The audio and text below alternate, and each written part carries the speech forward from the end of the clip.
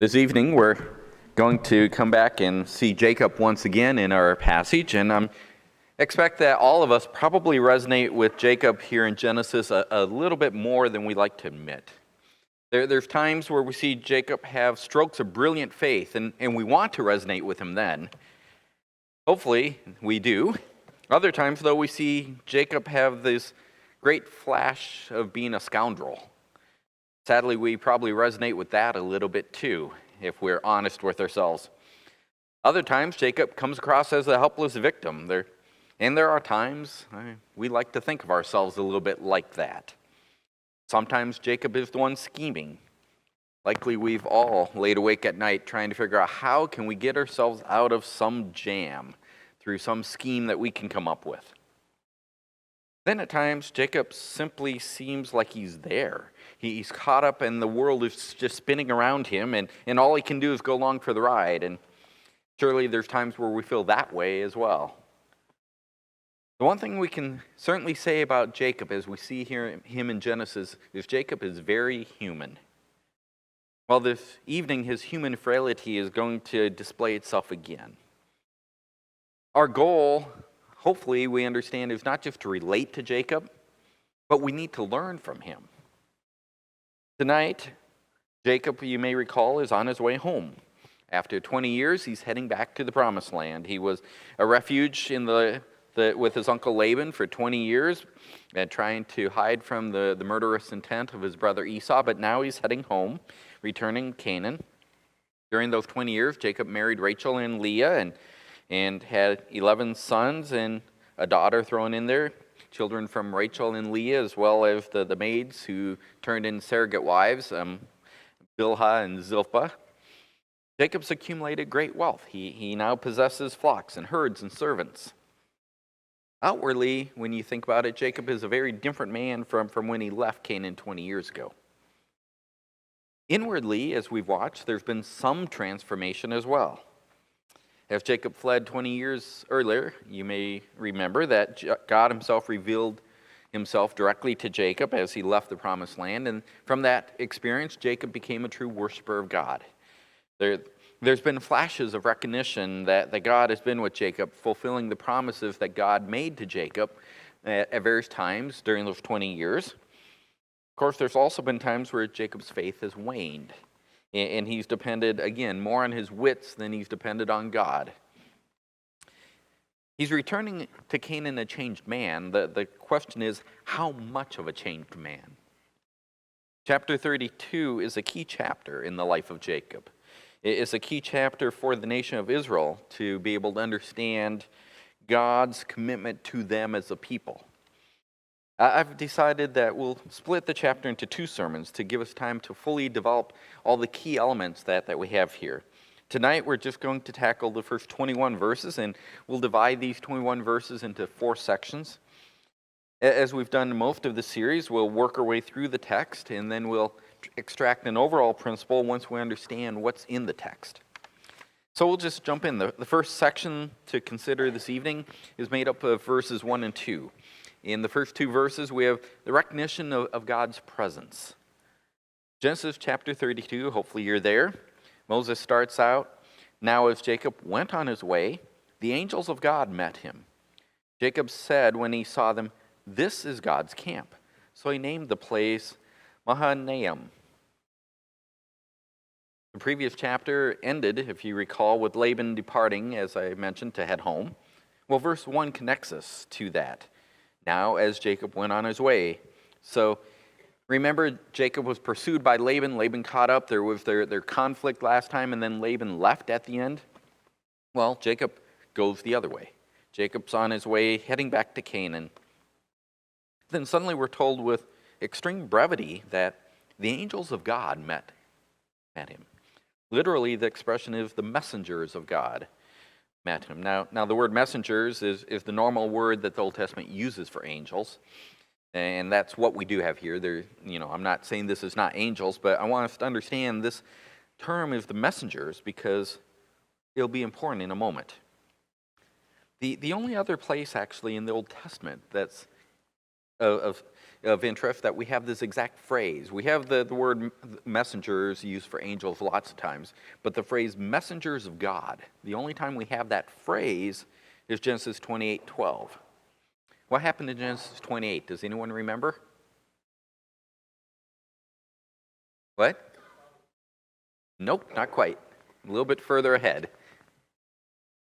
Genesis 28, that is that time that I mentioned as Jacob was leaving the land, when he was met by God at Bethel. And he saw what we call Jacob's ladder, the messengers of God going up and down the stairs, and then he heard from God.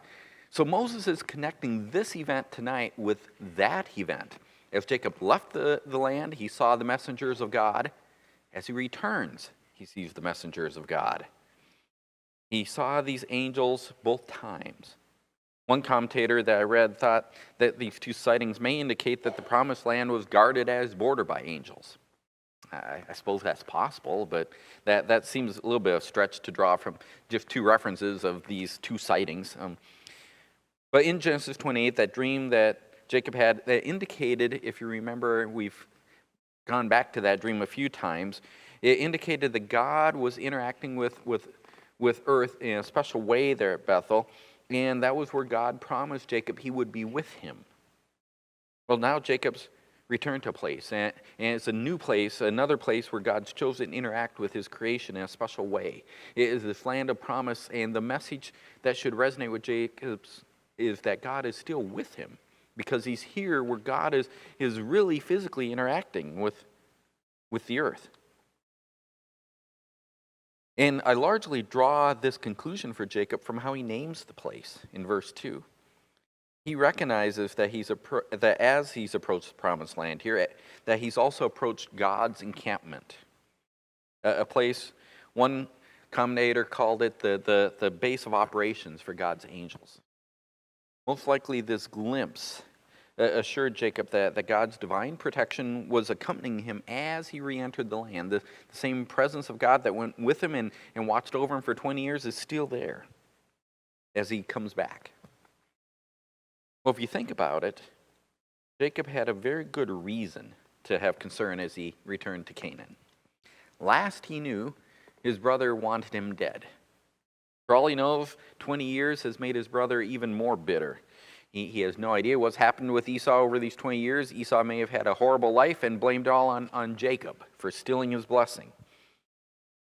Esau could have spent 20 years fantasizing how he would kill his brother when he finally got hold of him. Jacob really doesn't know what he's going to walk into when he meets Esau. But now as he's getting close, he's shown this camp of God's angels. This is a place where God is actively engaged in the happenings of mankind. As we said, he names the place Mahanaim, and that word simply means two camps. Well, most likely Jacob's recognizing that here in this place there's two groups camped. There's his group, his family, and all their stuff, but there's another group. There's God's angels. There's God's messengers, his angels. And we're ways from getting there, but I want to plant the thought with you that you can hold on, that Moses is quite careful to wrap the text that we're looking at this evening with the idea that Jacob is in this place. This word, this is God's camp. That's a key idea tonight. That's Jacob's observation in verse 2, and verse 21 ends with the idea that Jacob spent the night in the camp. So everything we're looking at this evening happens in this place that is God's camp. God shown his messengers, his angels to Jacob. Jacob knows he and his family are not alone. He knows God is protecting him. Well, hold on to that idea as we press on. So we begin with this recognition of God's presence. And we immediately then move into the fearful response to Esau's approach. Verse 3. Then Jacob sent messengers before him to his brother Esau in the land of Seir, the country of Edom. He also commanded them, saying, Thus you shall say to my lord Esau, Thus says your servant Jacob, I have sojourned with Laban and stayed until now. I have oxen and donkeys and flocks and male and female servants, and I have sent to tell my lord that I may find favor in your sight. The messengers returned to Jacob, saying, We came to your brother Esau, and furthermore he is coming to meet you with 400 men, and 400 men are with him. Then Jacob was greatly afraid and distressed, and he divided the people who were with him and the flocks and the herds and the camels into 2 companies. For he said, If Esau comes to the one company and attacks it, then the company which is left will escape. At first pass, it doesn't seem too hard to understand what's going on here. Jacob figures that, as I said, after 20 years being apart, it might be a good idea to give his brother a heads up that he's coming home. So he sends some emissaries ahead of the large group to go in and greet Esau. The return that we read about here from the meet and greet comes with the word that Esau's on his way with 400 men. Well, that sounds like the realization of Jacob's greatest fears, doesn't it? 400 men are coming. Certainly, after all, Jacob would have known his family history a little bit. He would have remembered that Abraham only needed 318 men back in Genesis 14 to defeat 4 kings and all their armies. 318 against 4 kings and all the armies was enough for Abram. Now here comes his brother with 400. Here's Esau coming with more men, and all Jacob has is his family and servants. Verse 7 records, Jacob was greatly afraid and distressed. Clearly his initial assumption, Esau is coming to kill and destroy. And he's frantic. So he decides he'll divide his family, his servants and flocks and herds into 2 groups. He figures by separating into 2 groups, Esau will have to make a choice which group he's going to attack. As soon as Esau attacks one, the other can flee and have a good chance of escape. He figures it's better to lose half of his family than all of his family. So we can understand that much through just a surface reading of these verses. But there's more lurking here than that. You may have already guessed it. The word messengers in verses 3 and 6, that's the same word as was used for the angels in verse 1. Messengers of God in verse 1. In verse 3 is messengers again. In verse 6 is messengers. Similarly, the word that we have translated in the New American Standard as company in verse 7, when he divides into 2 companies, that's the same word as translated camp in verse 2. Moses is making good use of wordplay here. Clearly, this vision that Jacob had in the first 2 verses that influences his actions in the second section here. He repeats the ideas of having messengers go forth and then splitting into 2 camps. Well, let's look still closer. Zoom in on verse 4. Observe there the words that he uses. He calls Esau Lord. He refers to himself as servant. Now keep your finger there and flip back to chapter 27, verse 29. Chapter 27, verse 29, this is the blessing that Jacob receives by deception from his father. Verse 29, portion of the blessing from Isaac says, May peoples serve you, this is to Jacob, and nations bow down to you. Be master of your brothers, and may your mother's son bow down to you. Cursed be those who curse you, and blessed be those who bless you. When Jacob tricked Isaac into giving him the blessing, part of that blessing was a prediction, a prophecy that Esau would bow down to Jacob. It was a prophetic blessing. It was coming from God. That makes it divine revelation. Part of what made Esau so angry was that it was clear that he had been placed in an inferior position to Jacob. That was part of the angst that drove Esau to anger back, or to jealousy and rage and desire to kill back in chapter 27. Now, as Jacob is about to meet Esau for the first time, Jacob intentionally inverts the order that was given in the blessing. It's as if he's attempting to step away from the blessing. But stepping away from the blessing is the same as resisting God's plan. Remember, Isaac spoke under God's guidance. This was God's revelation. For Jacob to step away from it is to step away from what God has said. Now at this point, we, at least in theory, most of us probably know how the story ends, but just reading, we're in the same predicament as Jacob. Moses has not informed us to Esau's intent. We only know that Esau is coming with 400 men, yet I would hope we immediately sense that this recognition of great fear and distress is inconsistent with the vision that Jacob's given in the first two verses of angelic protection. He's in the camp of God, and he's fearful. Moses seems to expect that we'll go beyond just recognizing this inconsistency to actually seeing there is an element of sinful faithlessness involved as Jacob divides his family unit into two camps. It's not just inconsistent behavior in front of God's revelation, it's sinfulness. Think back to chapter 30. We mentioned chapter 30 several times last week. Chapter 30 is a quick record of God fulfilling the promises of blessing. He blessed him with children. He blessed him with financial prosperity. We have the record of the birth of his sons, a manner that clearly marks the birth as a partial fulfillment of God's promises. The record of prosperity was also given to us in a way that showed God is fulfilling his promise of blessing. Both Jacob's family and his stuff, as I'll just summarize, all that physical prosperity stuff of flocks and servants and so forth, all of his stuff, along with his family, all of that is evidence of God's blessing, as part of God being faithful to God's promises. They show that God is a faithful God. So how now is Jacob responding to God's faithfulness? Well, he shows a willingness to sacrifice half of what God has given to him if necessary. In fact, when we get to the next chapter, it's painfully clear which groups Jacob is most willing to sacrifice as he leads out with the maids and their children, and then they're followed by Leah and her children, and then his favored Rachel with Joseph is in the most protected rear position. What we have here is rather than trusting God for protection, Jacob immediately responds to an assumption of danger by trying to preserve that which he values most.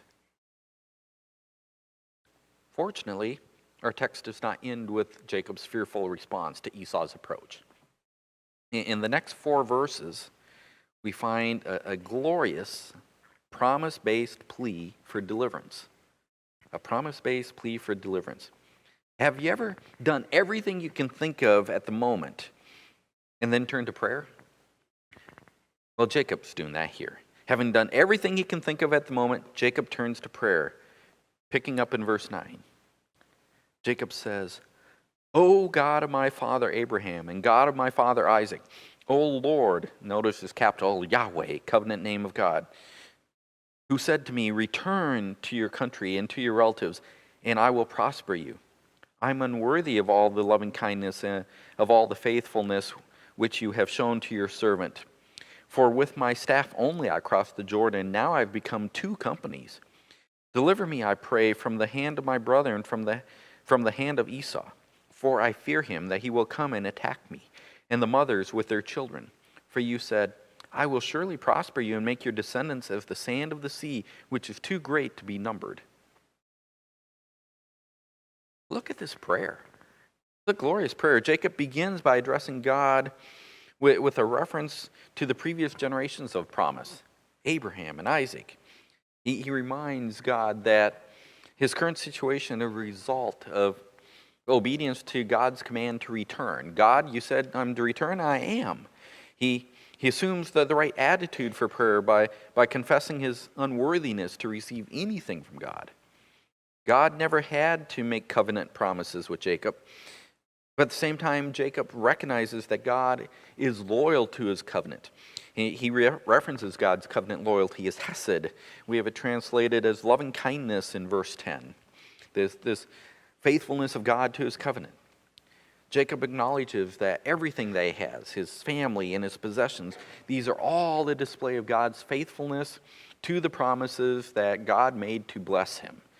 He left with only staff, and now God has given him all of this. Most significantly, Jacob also refers to himself as God's servant. Of course, as one commentator pointed out, if Jacob is God's servant, then he really has no need to become Esau's servant. Still, positioning himself as God's servant, that's the right attitude.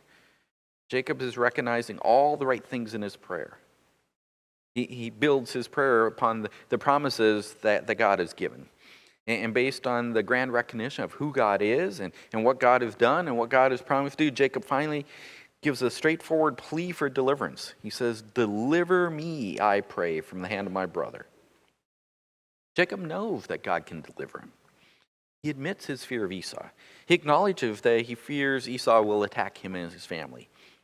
But he also knows the promises that God has given, the promises that should produce confidence that God will deliver him, because Jacob calls on God for divine protection as he remembers that God has said, "I will make your descendants like the sand of the sea." This really is a great plea for deliverance. It is built on the right foundation. It's straightforward in asking God to do what God can do. The one quibble that I have with Jacob's prayer is what's not in it. There is one area of loud silence, if we look at the prayer and think about it. Nowhere does Jacob acknowledge that he's in this predicament because of his own sinful actions. He knew God had promised that he would be the heir, but he schemed to get the blessing. Now he's fearful that Esau's come and kill him because Jacob wronged Esau. He lied to his father to steal the blessing. God had promised that, as I said, the covenant promises would pass to Jacob, but Jacob manipulated to gain them quicker and soon on his schedule through deceptive means. Yet we don't find an ounce of confession anywhere within this prayer. He wants deliverance. He's willing to humble himself to the status of servant of God. Yet Jacob seems as if he's unwilling to humble himself to the status of a contrite confessor before God. He doesn't confess his own wrongful actions that brought him to this point. Nor might I add, does Jacob appear to entertain the possibility anywhere in his thinking that Esau might not want to kill him. Even though 30 years have passed, Jacob assumes Esau is still angry and does not ever consider that his assumption could be flawed. I'm just curious, does any of this sound remotely familiar to you in your own lives? I admit that it sounds way too familiar to me that I go to prayer as last resort. I don't confess the sin that I ought to be confessing, and then I beg God to get me out of the problems I've got myself into. It sounds a little familiar in the way I tend to handle situations sometimes. Still, it's a good prayer for deliverance. A plea-based prayer for deliverance, or a promise-based plea for deliverance. Frankly, I wish our text would end at this point. We could probably give Jacob a bit of leeway on the lack of confession. I mean, after all, maybe he confessed 20 years ago or after he left Bethel and Moses didn't record it for us. We don't know. It was silent. So we could maybe give him a little leeway there if the text did not move on. But the text does move on. And it moves on to appeasement planning in God's presence. That's what I'm calling verses 13 through 21. Appeasement planning in God's presence. Let's read the final section for tonight. So he, that's Jacob, spent the night there. Where's there? Just make sure Yeah, Mahanaim, God's camp. He spent the night there in God's camp. This is God's camp. That's where he's at. So he spent the night there. Then he selected from what he had with him a present for his brother Esau. 200 female goats and 20 male goats, 200 ewes and 20 rams, 30 milking camels and their colts, 40 cows and 10 bulls, 20 female donkeys and 10 male donkeys. He delivered them into the hand of his servants. Every drove by itself and said to his servants, "Pass on before me and put a space between droves." He commanded the one in front, saying, "When my brother Esau meets you and asks you, saying, 'To whom do you belong, and where are you going, and to whom do these animals in front of you belong?' Then you shall say, 'These belong to your servant Jacob. This is a present sent to my lord Esau. And behold, he also is behind us.' Then he commanded also the second and third, and all those who followed the drove, saying, 'After this manner you shall speak to Esau when you find him. And you shall say, Behold, your servant Jacob also is behind us. For he said, I will appease him with the present that goes before me. Then afterward I will see his face. Perhaps he will accept me.' So the present passed on before him, while he himself spent that night in the camp." And what was the camp? What was the camp he's in? He spent the night in the camp. God's camp. I want us to get that. He spent the night in God's camp. The camp where he's seen the angels of God, the place that was named Mahanaim. Jacob has pleaded with God for deliverance. And he's in the place where God is actively involved with his creation. God's active involvement is evident. Angels are right there. Jacob should be brimming with confidence. Instead, we see Jacob fall back into his normal pattern. He makes elaborate plans to save himself and his family. As we read these verses, we should remember how Jacob devised his crazy system to try and breed animals in such a way that the offspring would be his. Rather than trusting God to prosper him, Jacob tried to exercise some level of control over the outcome. Well, that same type of behavior again. Rather than fully trust God to deliver him just as he pleaded, Jacob comes up with an elaborate plan to save himself, or at least save part of his family, in the face of a threat that he perceives. He assumes Esau is coming to attack him, so he decides that he will try to appease Esau with a gift. And rather than confront Esau with the two camps they split into, now he divides into smaller groups, and he places a portion of a gift in each group. The gift is these 550 animals. That really is a large gift by any measure.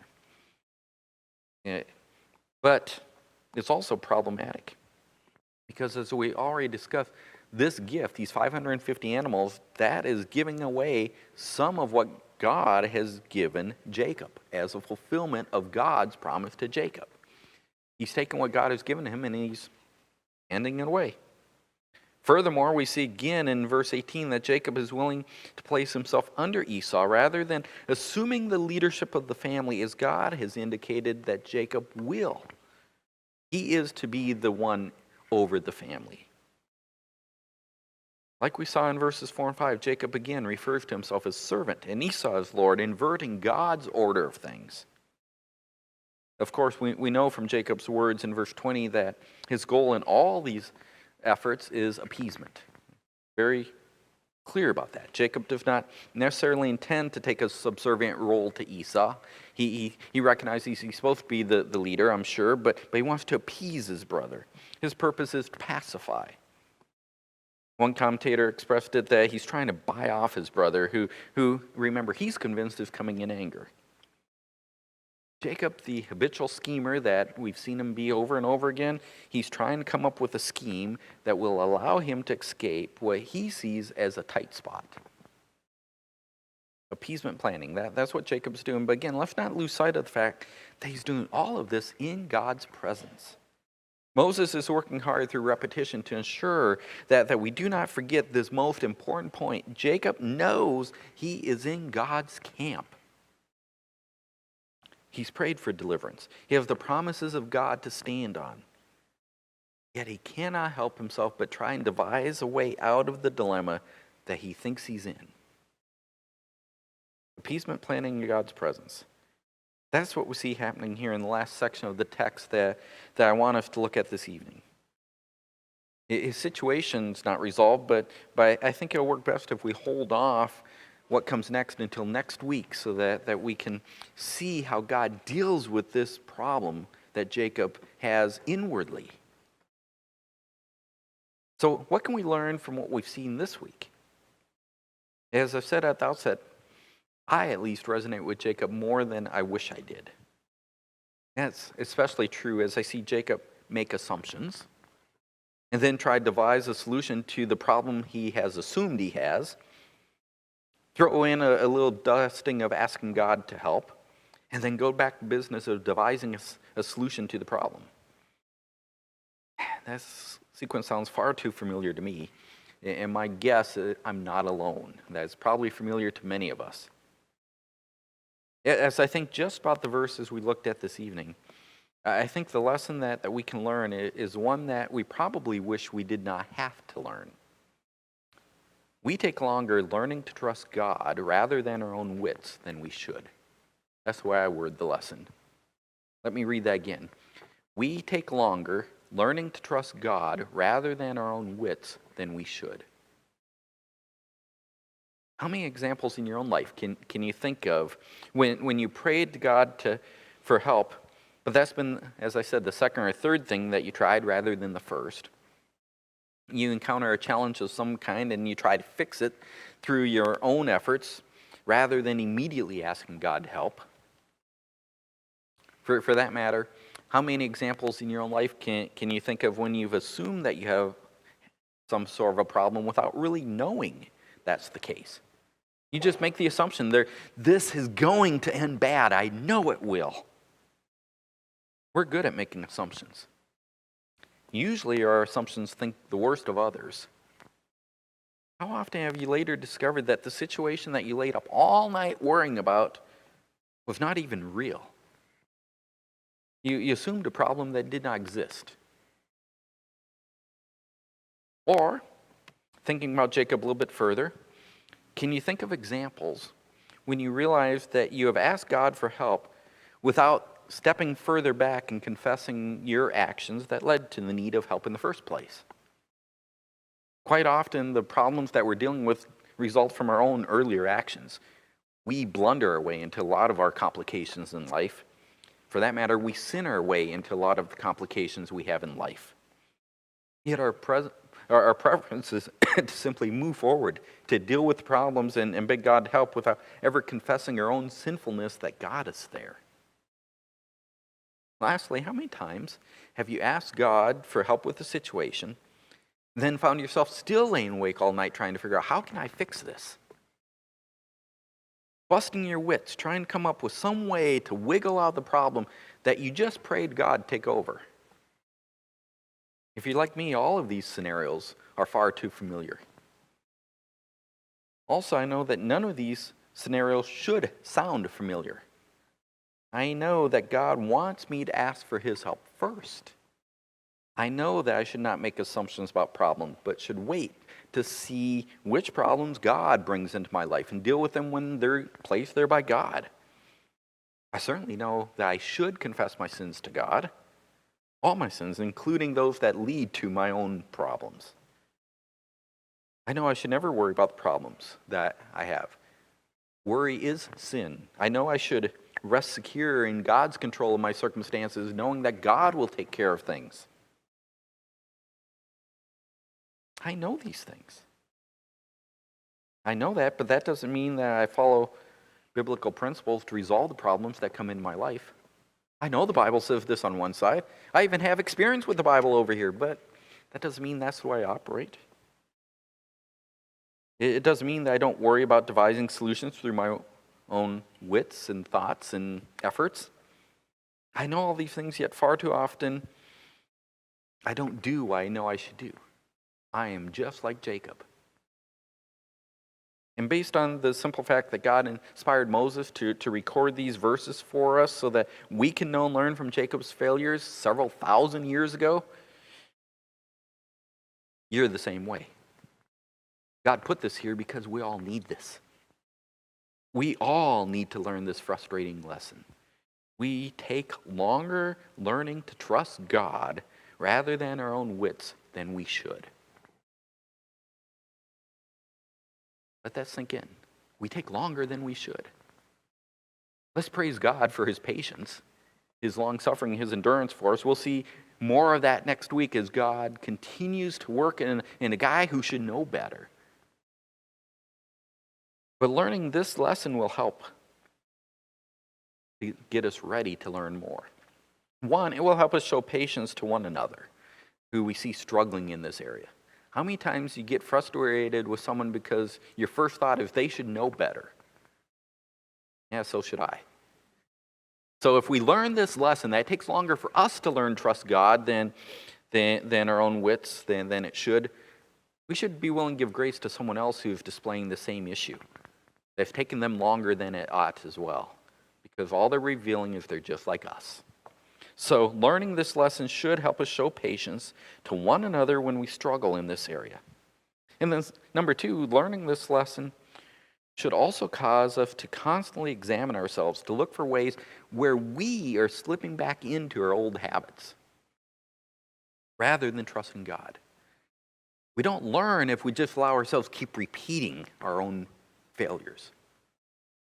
Yes, we all can look back at times where we've allowed worry to have victory in our lives. But we're not progressing if we say, well, that's just the way I am. No, that's the way I was, but God wants me different. We need to learn that we cannot trust, we ought not trust, we should not trust, we are not to trust our own wits. We're to trust God.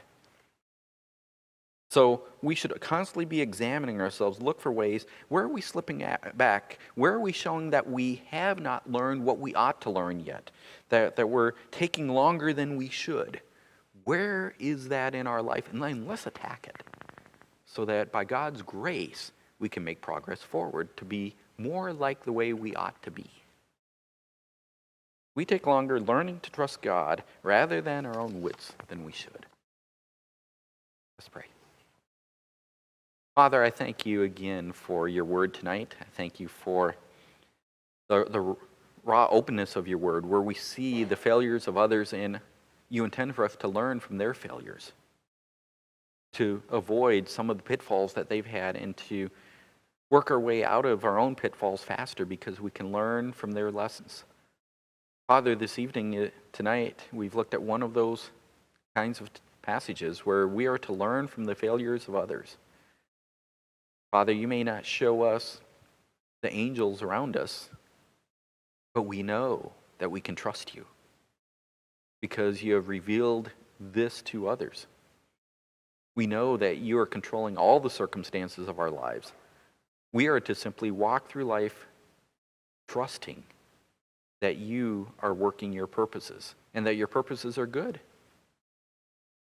So, Father, I pray that you would help all of us to learn and grow tonight as we ought, knowing that ultimately you have solved our deepest problem through the sacrifice of your Son, and that we are asking our God to help us because we pray in his name.